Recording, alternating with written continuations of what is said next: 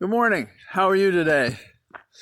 Well, it's icy cold and there are freezing rains coming, and it's a good day. It's a good day because among the things that we talk about political, we have a resolution of impeachment being transmitted to the U.S. Senate, and that's sweet. And Rudy Giuliani is being sued by the company that makes the voting machines to the tune of 1.3 billion or 1.5 billion dollars. I don't think he has that in his bank accounts. And the company knows that he doesn't have that. So I guess they intend to crush him like a bug if they get anything like the judgment that they're requesting, forcing him into bankruptcy. Sweet. How far we've fallen. I can't help but be mystified how you would map this guy, as I knew as a young prosecutor, to whom he's become. It's just amazing. And other federal prosecutors and I talk about it. But let's get back to the number one item, the impeachment. Now, I've done a podcast on it. I was on with Ari last night. And so I guess you could beat this to death. But the thing that I've been saying and thinking about is that it's really the choice between democracy and autocracy. And once you make that the debate, it involves not only Trump, but it involves all the senators and how they vote. And the senators are getting a lot of pressure from national committeemen within the structure of the Republican Party.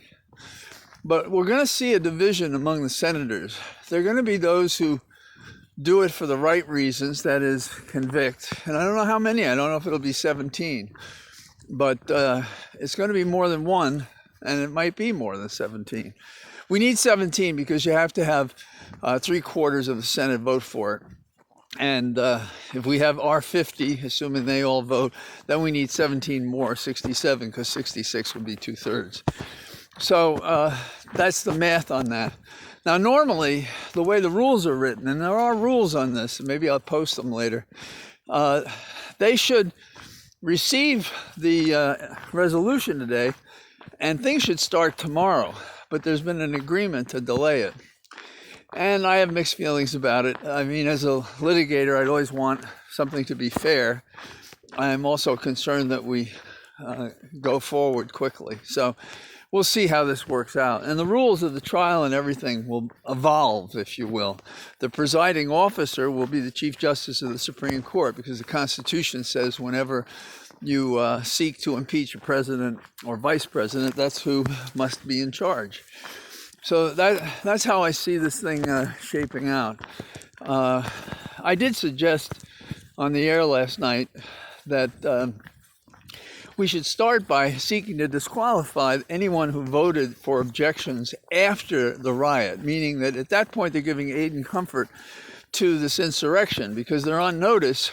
They were charging there exactly about this vote. And so to continue and persist in voting that objection should make them exposed to being excluded as jurors. And a voir dire is the equivalent of that is to put somebody on a stand and ask them questions. That's what a voir dire means, and it's precise. So can you, Mr. Hawley, be impartial? And if so, what about these things? I don't think they make you impartial, given that you persisted in this objection. You, Mr. Cruz, same thing.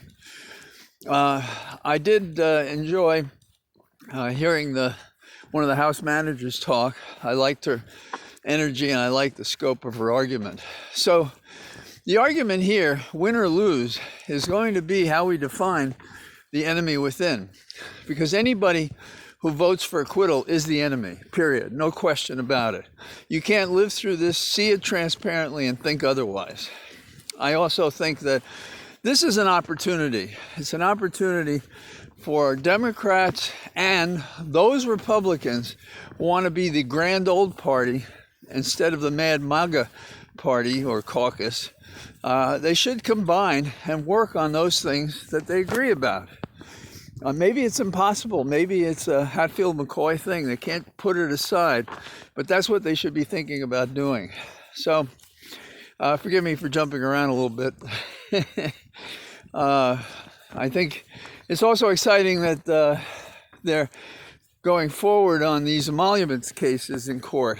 So I think we're going to see more things breaking the way of regular order now that Biden's in the White House, that the cabinet's assembling, that we have people who are working for a just order in America.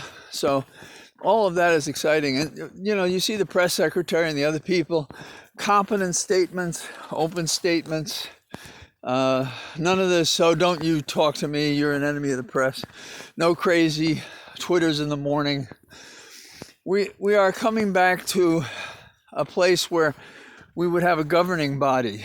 And to some it would be boring maybe, but to policy wonks it won't be. And the issues really are big. The issues are huge.